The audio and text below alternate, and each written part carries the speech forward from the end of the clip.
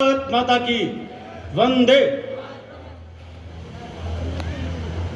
जब हम गीता पढ़ते हैं तो शुरुआत होती है धर्म क्षेत्रे कुरुक्षेत्रे सामवेता युत्सवः।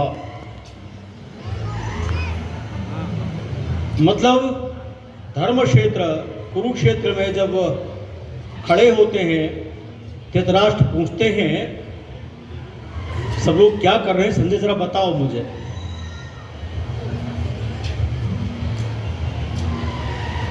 बताने के लिए उस शेष होता नहीं है, वो भी जानते हैं क्या होने वाला है। यह जीवन भी धर्म क्षेत्र और कुरुक्षेत्र के बीच का संघर्ष है। कुरुक्षेत्र ही हुआ ही इसीलिए था कि धर्म क्षेत्र प्रभावी रहे, और इसीलिए यदा यदा ही धर्मस्य ग्लानिर्भवति भारत का प्रादुर्भाव हुआ, वहीं पर वो उपदेश हुआ। यह समाज हम आप अगर हम देखें तो अभी बड़े भाई हमारे परिचय दे रहे थे, अंगों से नहीं पहचाना जाना चाहिए। अष्टावक्र जब गए थे सभा में और उनको देखकर जब वहां बैठे विद्वानों ने हंसी की तो उनका एक ही शब्द था कि लगता है यहां सभी चरम को पहचानने वाले लोग हैं, आत्माएं नहीं, यहां पे सद्बुद्धि नहीं है। आप भी उधर बैठे हैं, अगर इसमें भी मैं तमिल में बोलना शुरू करूं शायद आप लोगों को समझ में नहीं आएगा। तो दिव्यांगता ये भी तो है, कोई भी इस सृष्टि में परिपूर्ण नहीं है। अगर पूर्ण है तो मात्र वो ब्रह्म है, इसके अतिरिक्त कोई नहीं है। वो चाहे आप हो चाहे हम हो, हाथ पैर होने ना होने से कोई फर्क नहीं पड़ता।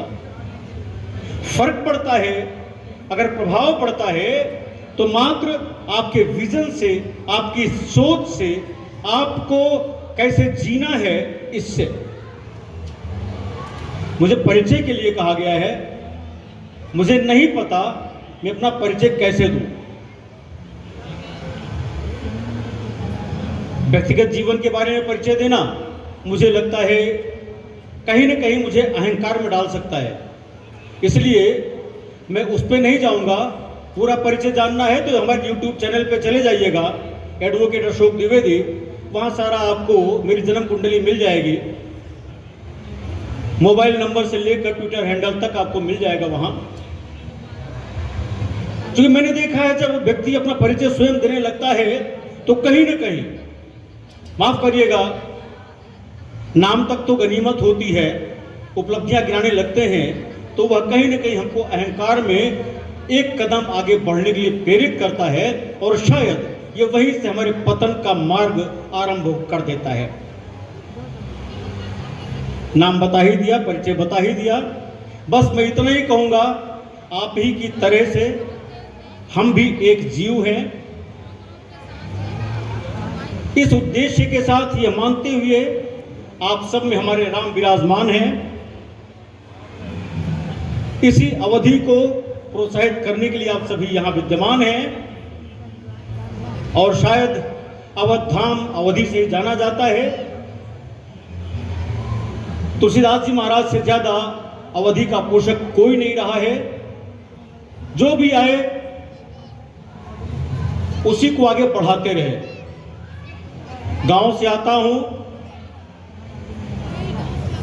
खेती किसानी काम है, लेकिन इसी समाज की कुछ नकारात्मक शक्तियों ने मुझे इतना विवश कर दिया कि मैं गांव से शहर आया और शहर से दिल्ली होते हुए फिर अपने अवध धाम में आ गया, ताकि अपने दलित वंचित जो बहनें हैं, भाई हैं, दिव्यांगजन बंधु हैं, उनके लिए थोड़ी सी सेवा कर सकूं। बस मेरा इतना ही परिचय है।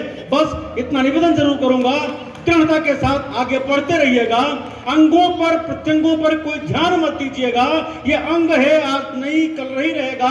ये जवानी आज है कल नहीं रहेगी। ये बुढ़ापा आ जाएगा, आप भी हमारी तरह बिल्कुल वही हो जाएंगे जो नहीं होना चाहिए। तो बस निवेदन इतना ही चंद शब्दों में, चूंकि समय कम है, मैं भी सुबह से निकला हुआ हूं, 4 बजे की जगह हुआ हूं, लाइव सेशन में था, विलंब से आया, इसके लिए जरूर आपसे क्षमा चाहूंगा, आयोजक गण से भी क्षमा चाहूंगा। लेकिन फिर मैं यही कहूंगा, यूट्यूब पे मेरे नंबर्स हैं, आपको अगर कहीं कोई दिक्कत आती है दिव्यांगों से जुड़ी हुई या किसी भी मामले से जुड़ी हुई, आपकी सेवा करने का सौभाग्य मुझे प्राप्त होगा, मैं अपने को धन्य समझूंगा। बहुत बहुत धन्यवाद। वंदे मातरम, भारत माता की। हाँ, मंच पर आए। फोटोग्राफ्स वगैरह अभी इनको चेक करवा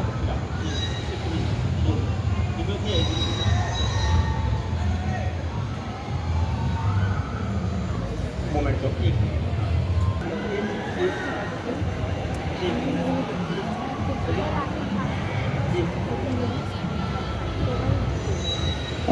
दोबारा फिर रिश्ता कर रहा हूँ आयोजक मंडल से अनुमति लेकर।